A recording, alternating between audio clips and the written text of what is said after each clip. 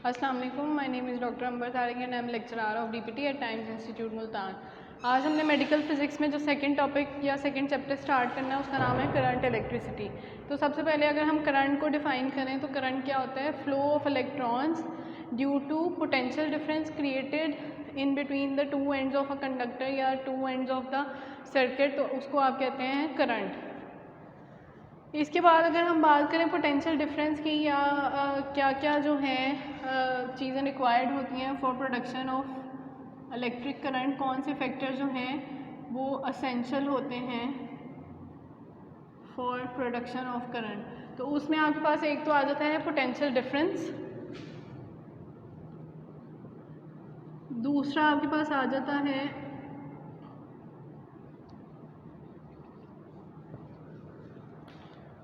Pathway, जिसके पूरा circuit या पाथवे जिसमें कंप्लीट हो रहा हो इलेक्ट्रॉन्स का फ्लो, तो उसको आप इन दो फैक्टर्स पे डिपेंड करता है। फिर अगर हम इलेक्ट्रोमोटिव फोर्स की बात करें तो इलेक्ट्रोमोटिव फोर्स क्या होती है?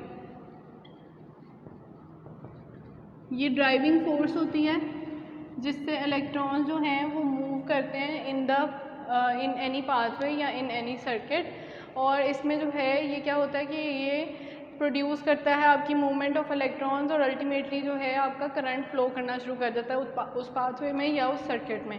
तो अगर हम पोटेंशियल डिफरेंस की बात करें तो potential difference is directly proportional to EMF। तो अब potential difference is directly proportional to EMF का मतलब है कि जितना पोटेंशियल डिफरेंस ज़्यादा होगा उतनी ही इलेक्ट्रोमोटिव फोर्स जो है वो ज़्यादा मिलेगी आपको। अगर आपकी पोटेंशियल डिफरेंस जो है वो कम होगा तो उतनी ही कम EMF फोर्स होगी जो इलेक्ट्रॉन्स को मूव कर रही होगी इन अ पाथवे। फिर उसके बाद आपके पास आ जाती हैं methods to produce potential difference.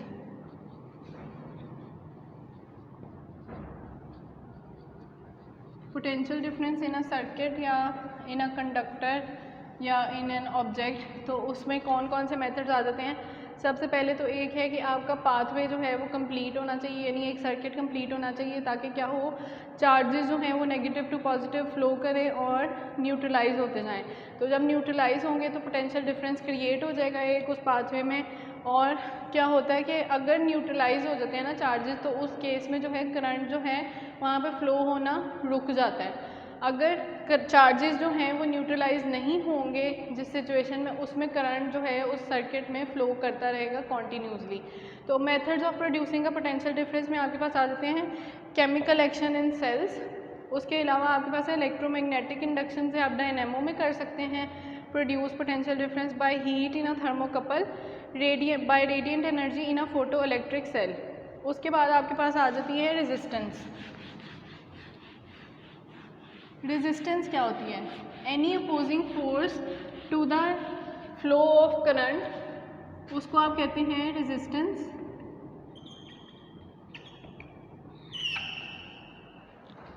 अच्छा जी, अपोजिंग फोर्स होती है, ये किन किन फैक्टर्स पे डिपेंड करती है? एक तो है आपके पास material of the conductor,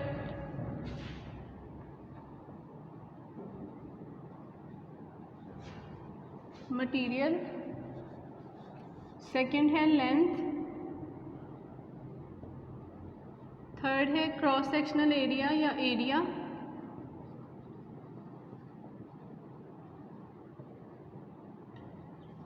fourth है आपके पास टेम्परेचर,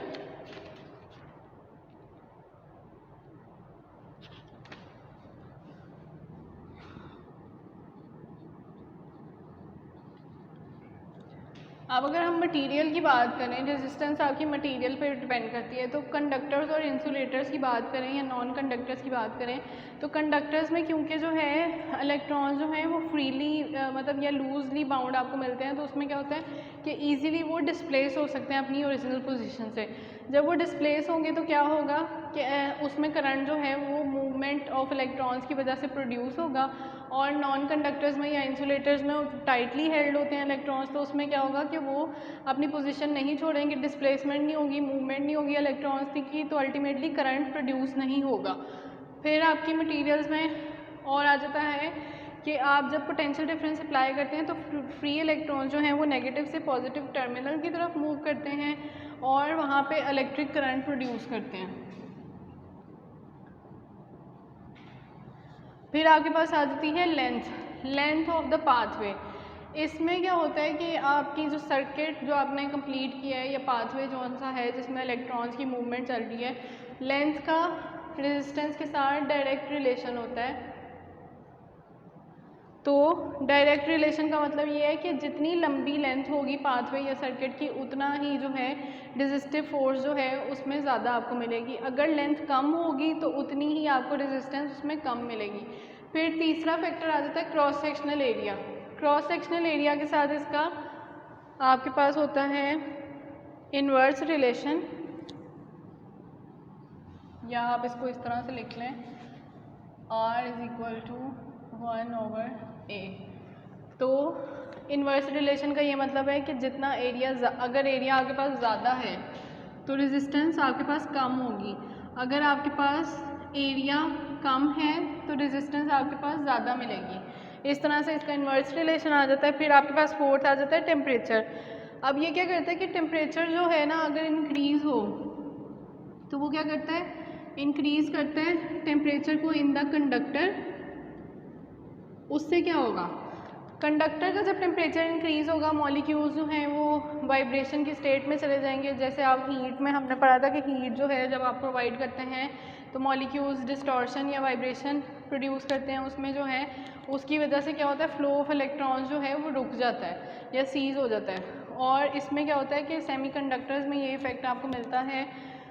फिर उसके बाद जो है मतलब इसका भी आपके पास इन्वर्स रिलेशन आ जाएगा। अगर टेम्परेचर ज़्यादा है तो करंट आपके पास कम होगा, अगर टेम्परेचर आपके पास कम है तो आपके पास करंट जो है उसका फ्लो ज़्यादा मिलेगा। फिर आपके पास आ जाती हैं टाइप्स ऑफ रेजिस्टेंस, जिसमें आपके पास 3 तरह की टाइप्स होती हैं। एक है आपके पास ओहमिक रेजिस्टेंस, दूसरी है आपके पास इंडक्टिव रेजिस्टेंस,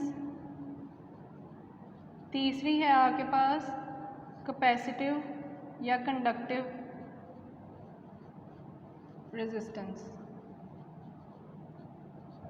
अब अगर हम इन तीनों रेजिस्टेंस की टाइप्स की बात करें तो उन्होंने ये कहा है कि जिस आप कह लें पाथवे में जो रेजिस्टेंस है उसको डिटरमिन करने के लिए आप उसका मटेरियल, फिजिकल डायमेंशंस और टेम्परेचर को देखें तो उसको आप कहते हैं ohmic resistance. Ohmic resistance depends on material, physical dimensions of object used या कंडक्टर एंड टेम्परेचर। इसका यूनिट आपके पास ओहम होगा। फिर आपके पास है इंडक्टिव। ओहम को किस तरह से डिफाइन करते हैं, resistance offered by a column of mercury that is 106.3 millimeter of Hg centimeters long and 1 square millimeter in one cross sectional area at 0 degree centigrade, or the resistance offered by 50 yards of copper wire 1 square millimeter in cross sectional area at NTP। उसके बाद आप बात करते हैं inductive reactance की या resistance की या कैपेसिटिव रेजिस्टेंस की। उसमें ये होता है कि इंडक्टिव रिएक्टेंस या रेजिस्टेंस क्या होती है, opposition to a changing in current flow in an inductor. Opposition या रेजिस्टेंस ऑफर्ड टू चेंजिंग या alternating current in an inductor. और कैपेसिटिव या कंडक्टिव में आ जाएगा resistance to changing current in a capacitor. ये 3 तरह की आपके पास आ गई रेजिस्टेंस। उसके बाद हम इंटेंसिटी की बात करेंगे। इंटेंसिटी ऑफ करंट को कैसे डिफाइन करते हैं।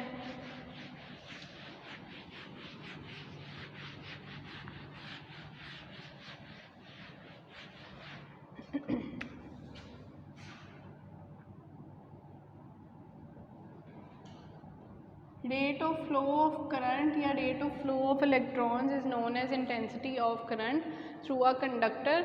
इसको डिनोट आप करते हैं कैपिटल आई से। इसका यूनिट आपके पास होता है कूलम, और इसको कूलम को इस तरह से आप डिफाइन करते हैं। इसकी डेफिनेशन ये है, rate of flow of electrons और intensity of current is measured in coulombs per second and coulomb is defined as, या एम्पेयर इसका जो यूनिट होता है, इंटेंसिटी का यूनिट आपके पास एम्पेयर भी आ जाता है और कूलम भी आ जाता है।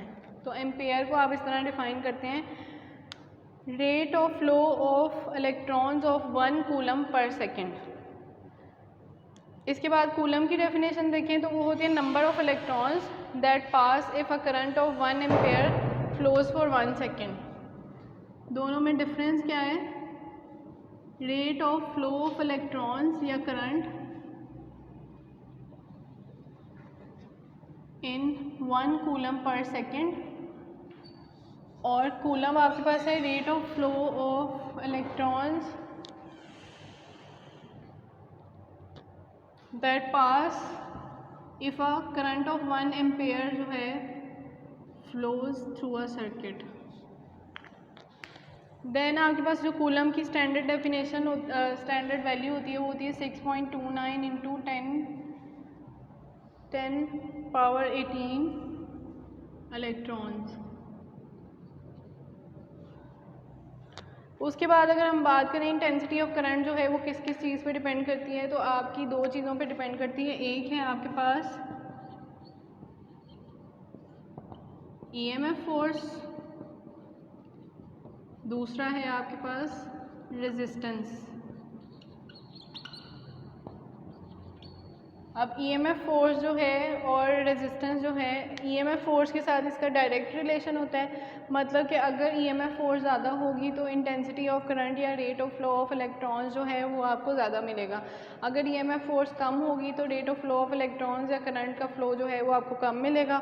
रेजिस्टेंस के साथ इसका इन्वर्स रिलेशन होता है। अगर जो है आपके पास रेजिस्टेंस ज़्यादा है तो आपके पास करंट फ्लो कम मिलेगा, और अगर आपके पास रेजिस्टेंस कम है तो करंट फ्लो आपको ज़्यादा मिलेगा। इसका जो फिर एक लॉ डिस्कवर किया गया था जिसको कहते हैं ओहम्स लॉ, उसने ये कहा था, ओहम ने जो है साइंटिस्ट, उसने डिस्क्राइब किया था relationship between current, potential difference या ईएमएफ फोर्स और रेजिस्टेंस।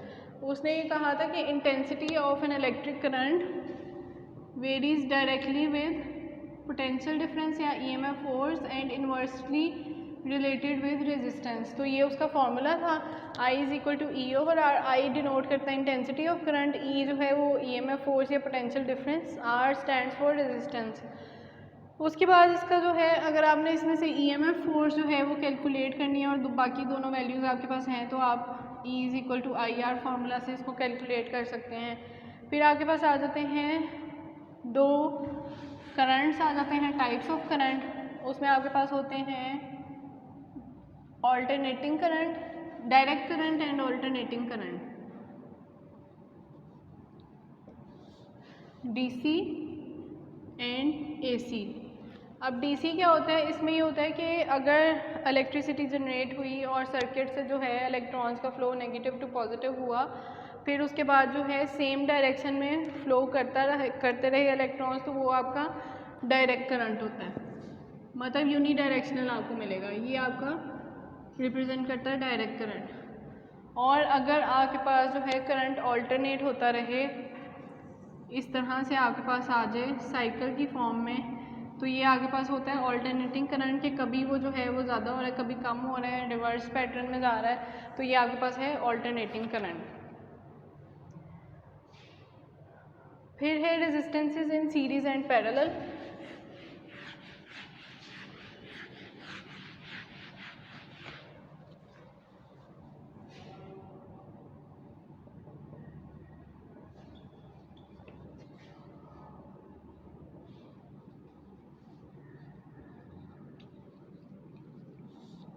जैसे हमने capacitor in series and parallel देखा था, तो सबसे पहले हम सीरीज़ की बात करेंगे। तो इस तरह से अगर आपके पास ये सर्किट है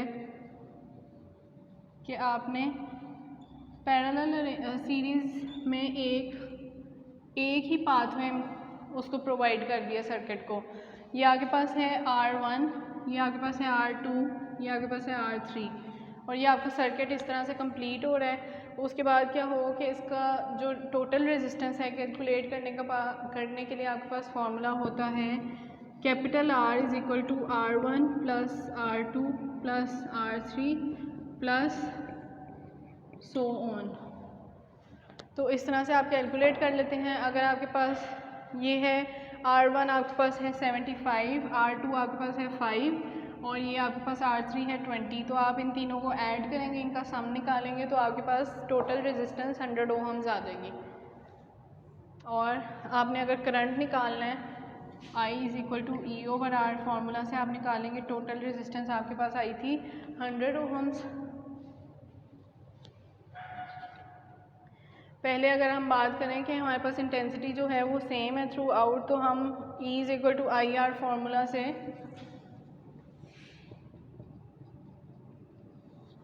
क्या करेंगे कि R1 की अलहदा से IR1, IR2 और IR3 वैल्यूज़ पुट करेंगे। आपके पास जो I है, सपोज कर लेंगे करंट का फ्लो जो है आपके पास है 2 या वैल्यू आपके पास है 2, तो 2 मल्टीप्लाई बाई R1 75, ये हो जाएगा 150, 2 मल्टीप्लाई बाई 5 ये आपके पास आ गया 10, 2 मल्टीप्लाई बाई 20 तो ये आपके पास आ गया 40। अब आप इसको अगर ऐड करेंगे तो ये आपके पास हो जाएगा 150, 10 160 और प्लस 40 आपके पास 200 आ गया। अब 200 आ गया तो 200 को जो है आप 200 से डिवाइड करेंगे और आपके पास करंट का फ्लो जो है वो 1 एम्पेयर आ जाएगा।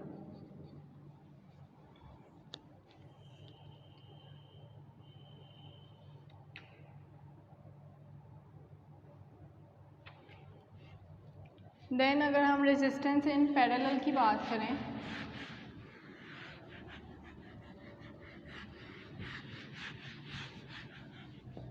तो उसमें जो है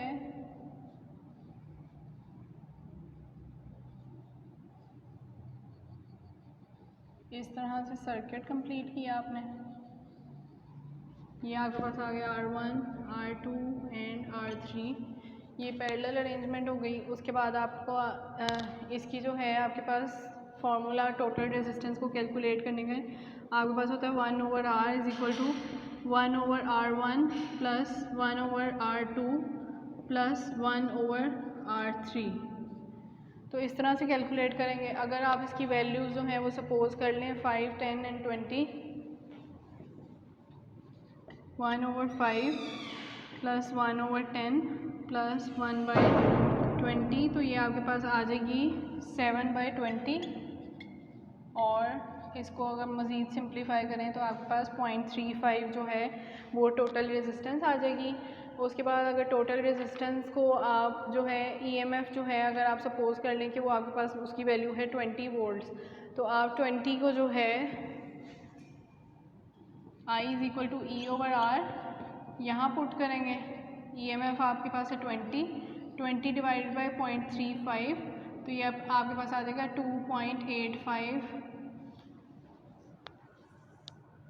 7 एम्पेयर्स।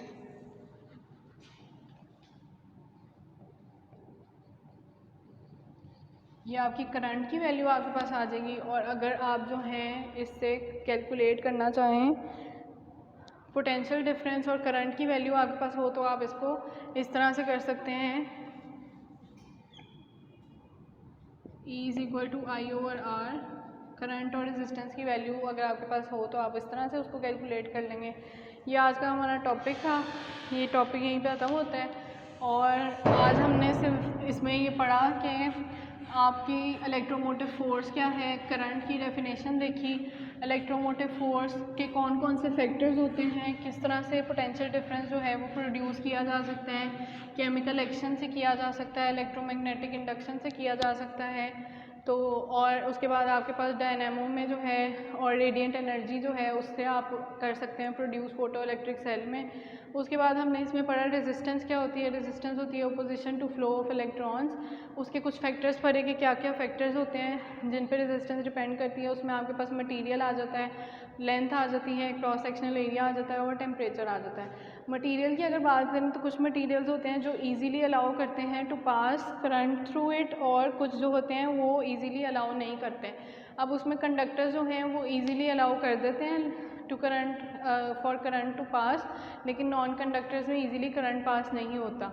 उसके बाद मटेरियल के से बाद जो है हम लेंथ की बात करें तो लेंथ के साथ इसका डायरेक्ट रिलेशन होता है। डायरेक्ट रिलेशन होता है तो मतलब कि रेजिस्टेंस ज़्यादा होगी तो आप लेंथ ज़्यादा होगी पाथवे की तो आपके पास रेजिस्टेंस भी ज़्यादा होगी। अगर लेंथ कम होगी तो आपके पास रेजिस्टेंस भी कम होगी।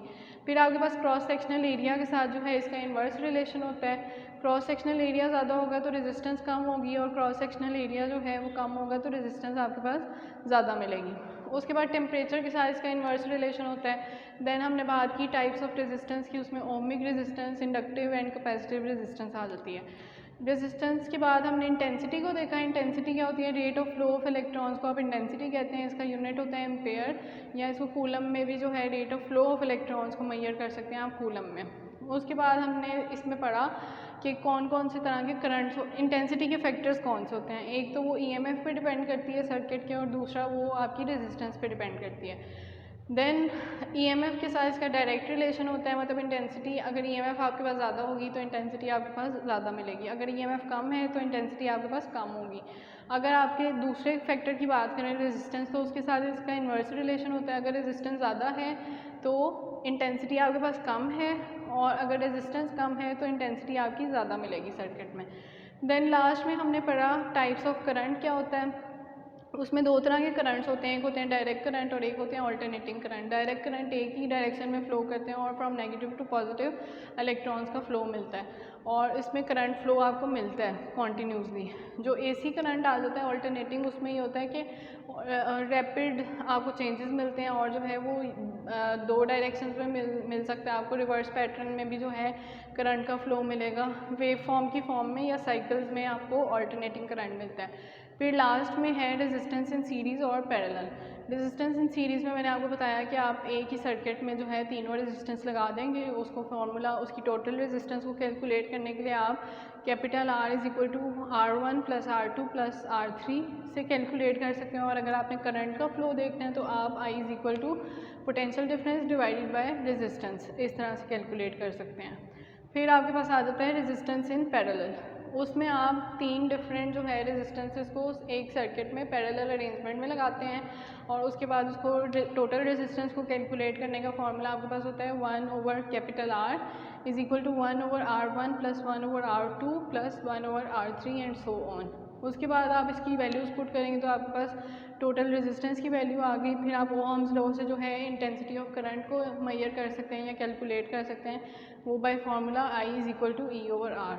तो ये आज का हमारा टॉपिक यहीं पे खत्म होता है। थैंक यू, अल्लाह हाफ़िज़।